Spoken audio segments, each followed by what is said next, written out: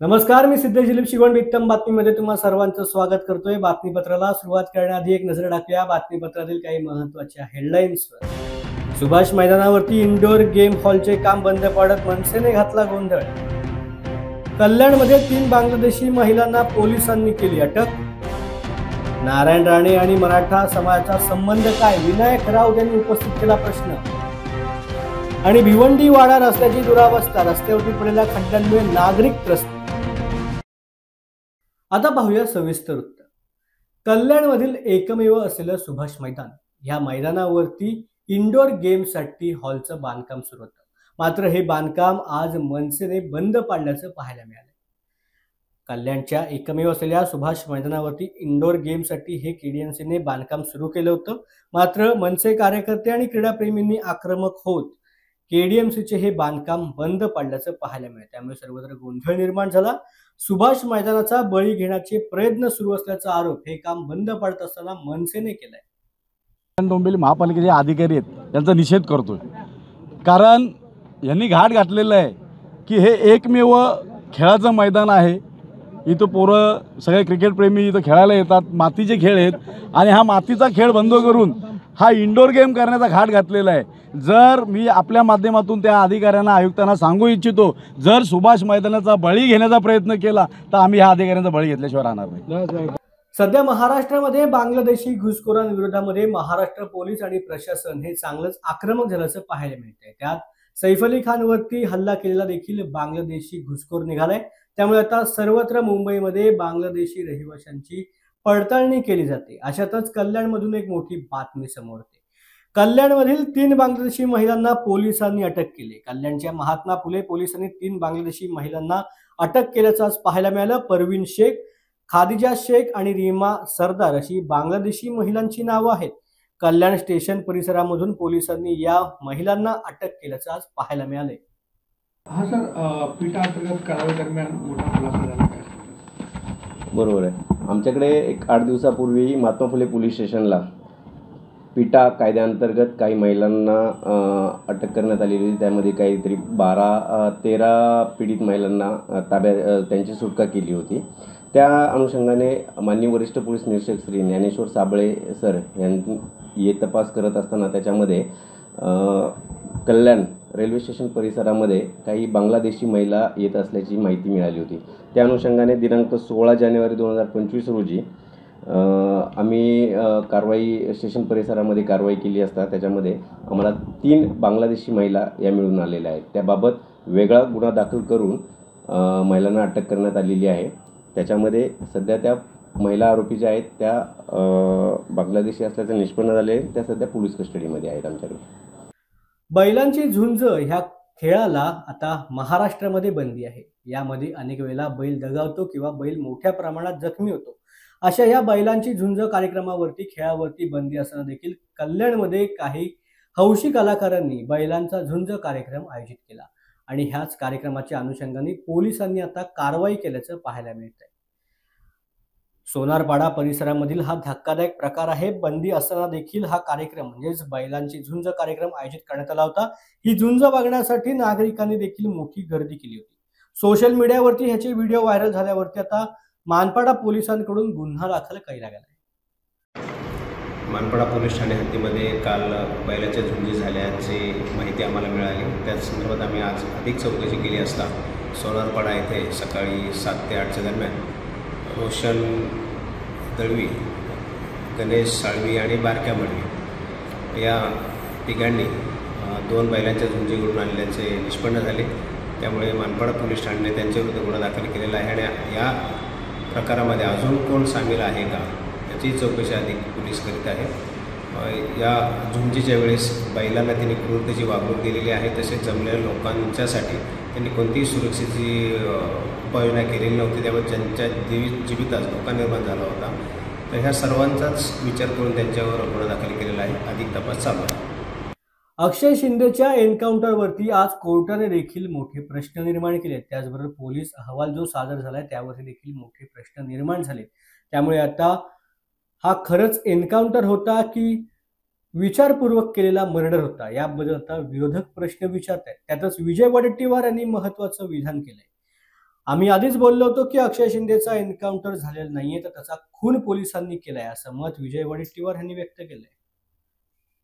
बदलापूर प्रकरणातील आरोपी अक्षय शिंदेच्या एन्काउंटर प्रकरणी उच्च न्यायालयाने 5 पोलिसांना जबाबदार धरलेला आहे. अक्षय शिंदेचा एन्काउंटर हा संशयास्पद असल्याचं त्यावेळेस आम्ही अक्षय शिंदेच्या संदर्भात स्पष्ट बोललो होतो का हा एन्काउंटर नाही, हा त्याचा खून आहे. पुरावे नष्ट करायसाठी आणि ज्या मूळ त्याच्यातील ज्या काही आरोपींना काही आहेत, 6 आरोपी त्यांना वाचवण्यासाठी अक्षय शिंदेचा हा खून केला गेला होता. त्यावेळीची आमची भूमिका होती, त्यावर टीका पण झाली आणि जे एकूणच चित्र रंगवलं गेलं आणि त्यामध्ये आरएसएस आणि बीजेपीचे जे काही पदाधिकारी होते, संस्था चालक, त्यांना वाचवण्यासाठी केलेला हा केविलवाना प्रयत्न होता, असं त्यावेळेस आमचं स्टेटमेंट होतं.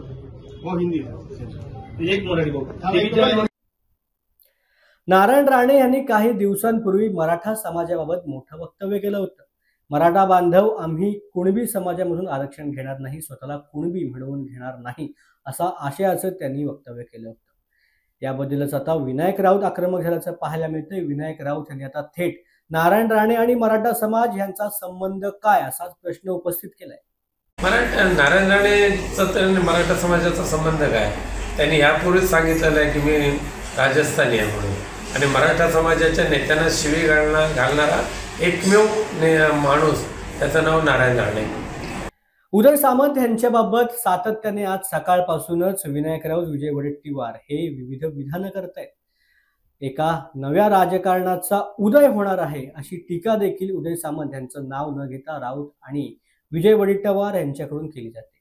अशातच आता विनायक राऊत यांनी देखील उदय सामंत यांच्यावरती टीका केली. कोणत्या पक्षामध्ये गेले तर उदय सामंत हे स्थिर होणार आहे, त्याचा प्रश्न विनायक राऊत यांनी विचारलाय. पाहूयात. लोचट माणसं सवाकलेली असतात ना, स्वार्थाने पिछाडलेले असतात, त्यांना अशा पद्धतीने दुसऱ्यांची घरं फोडण्यामध्ये जास्त इंटरेस्ट असतो. स्वतःचं घर सावरायच्या ऐवजी दुसऱ्याचं घर फोडून आजपर्यंत अनेक पक्षामध्ये जाऊन उडी घेणारे उदय सामंत शेवटी कुठल्या पक्षामध्ये राहून तुम्ही स्थिरस्थावर होणार ते तर एकदा सांगा. सकाळपासूनच संजय राऊत, विजय वडेट्टीवार हे उदय सामंत यांच्यावरती टीका करतायत. महाराष्ट्रामध्ये एक नवीन राजकारणाचा उदय होणार आहे, अशा आशयाचं वक्तव्य त्यांच्याकडून केलं जातंय. ह्याच पार्श्वभूमीवरती आता उदय सामंत यांनी या वक्तव्याचा समाचार घेतलाय. राऊत आणि वडेट्टीवार यांच्या वक्तव्याचा त्यांनी जाहीर निषेध केलाय. पाहूयात. दावोसच्या वर्ल्ड इकॉनॉमिक फोरमचा कार्यक्रम जो आहे, त्या कार्यक्रमासाठी आत्ताच मी झुरिक येथे विमानानं उतरल्यानंतर महाराष्ट्रामध्ये शिवसेनेचे नेते संजय राऊत यांनी माझ्याबद्दल जे वक्तव्य केलं ते मी बघितलं देखील आणि ऐकलं देखील. मला असं वाटतं की हा धादांत राजकीय बालिशपणा आहे.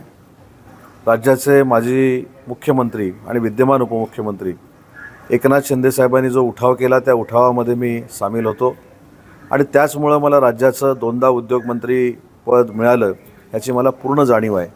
आणि म्हणून अशा एका सर्वसामान्य नेत्यानं माझ्या राजकीय जीवनामध्ये मला घडवण्यासाठी जे प्रयत्न केलेले आहेत ते मी कधीही विसरू शकत नाही.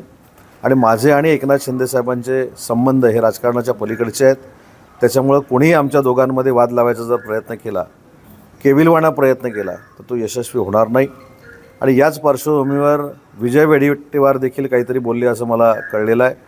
विजयजी, मला असं वाटतं की माननीय एकनाथ शिंदे साहेब हे सर्वसामान्य कुटुंबातनं मोठे झालेले आहेत.